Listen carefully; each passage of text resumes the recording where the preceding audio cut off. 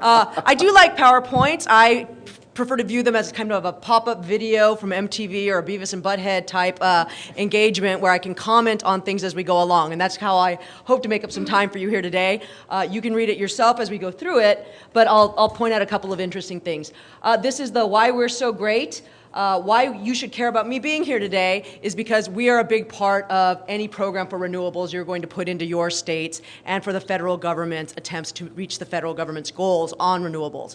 We have a lot of customers. Our electricity touches all of them. Transmission wires affect whole neighborhoods, whole swaths of states. You know that.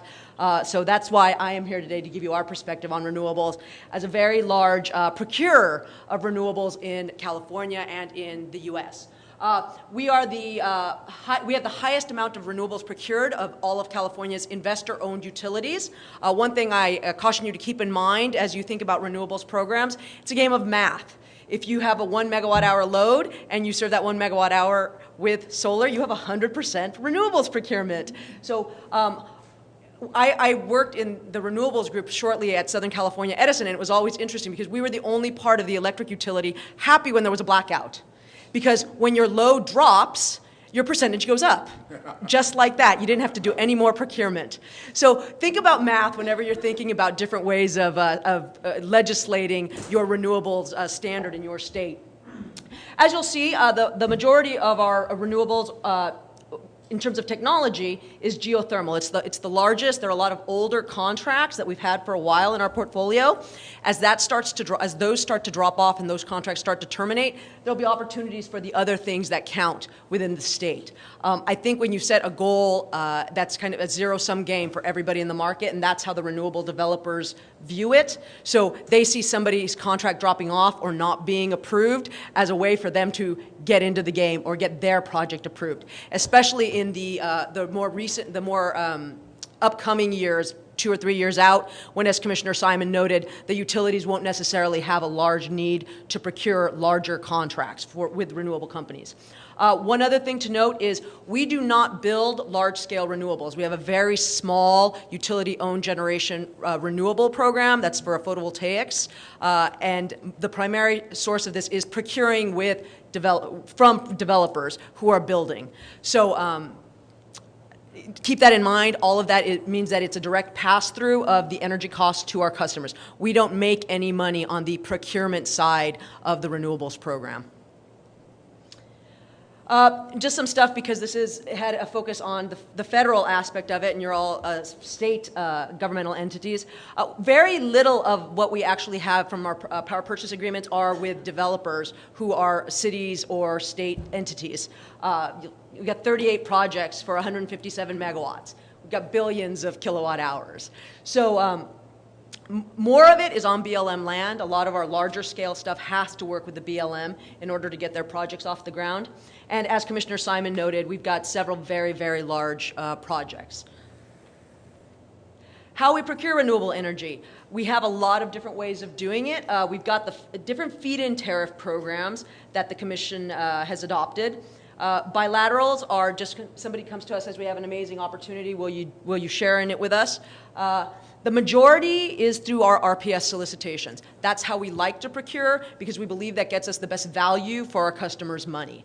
It forces different technologies to compete against one another, and it allows us to look at the relative merits of the different technologies and say, you're the best one for our customer, you're the best bang for the buck, essentially. So whenever it's a bilateral, it has to be a really good reason for entering into that contract.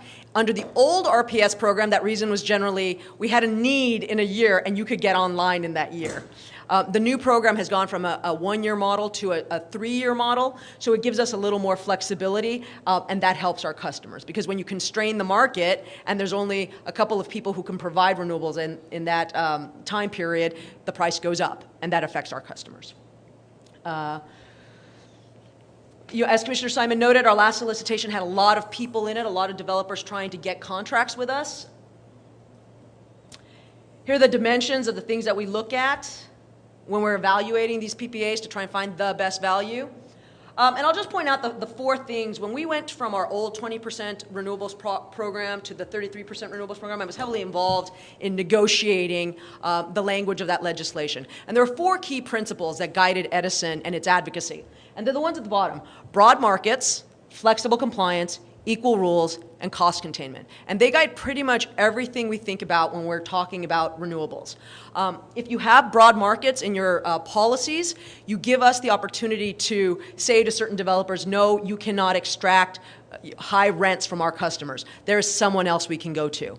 You get that in California, we're technology neutral. We don't have to buy from any particular technology. If wind is cheaper than solar, we buy wind. If solar PV is cheaper than wind, we buy solar PV. That is a good thing for our customers. Flexible compliance.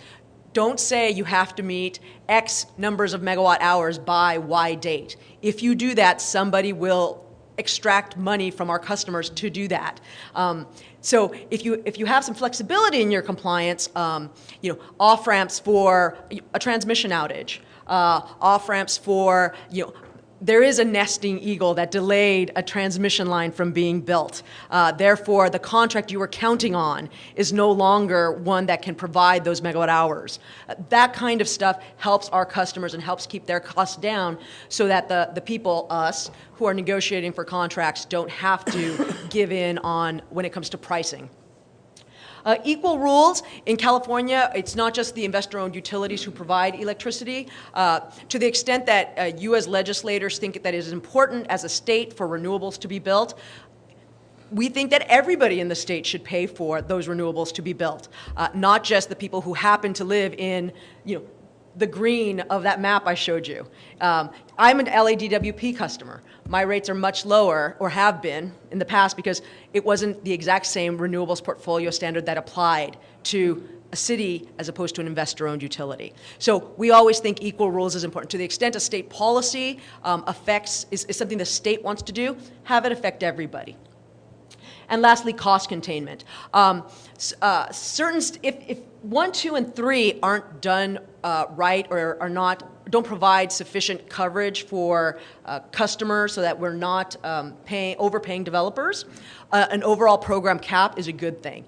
But each of these things can weigh against one another when you're thinking about your piece of legislation. For example, California put limits on the amount of out-of-state resources that we could procure.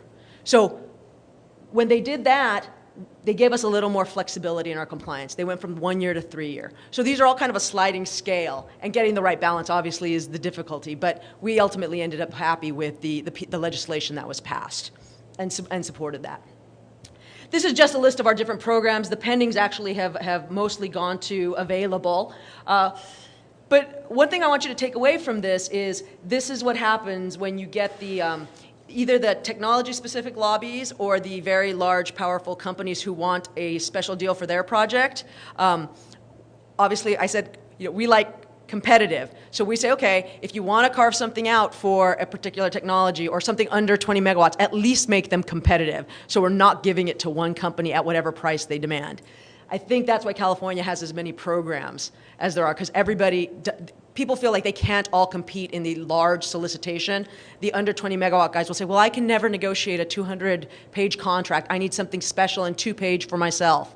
Okay, well then compete against everybody else who wants that. So that's what a lot of these programs are.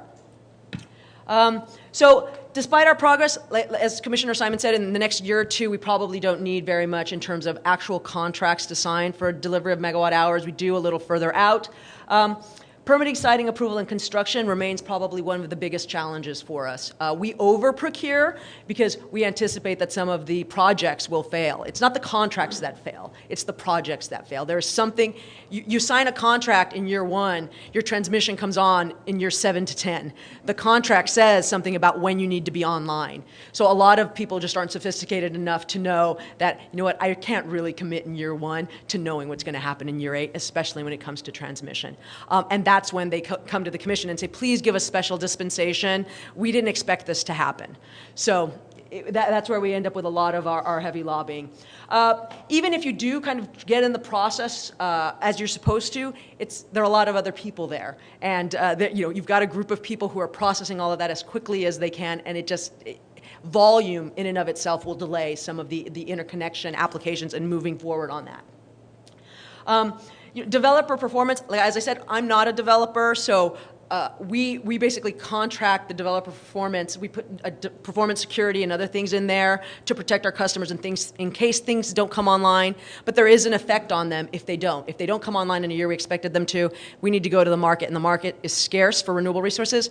Customers will get hit. So that's an issue. We also have a lack of education. We've had people call us and say, "Hi, my name is Jane Doe. I'm the assistant for John Doe. He'd like to know how to get a contract with you." Well, ma'am, what does he have for renewables? He's got a piece of land, and he wants a contract. Ma'am, that's not really how it works. But that's a lot of people aren't very sophisticated about how this works. So when you're developing your programs, who is it that you want to get those contracts? People who know what they're doing. Everybody has an opportunity to be a developer. Think about that when you're designing your programs. And then lastly, and very importantly, upward pressure on customer rates. The price of renewables, as Commissioner Simon noted, has started to drop, but a lot of our contracts are older contracts, and they were signed when the prices were higher. These are 20-year contracts.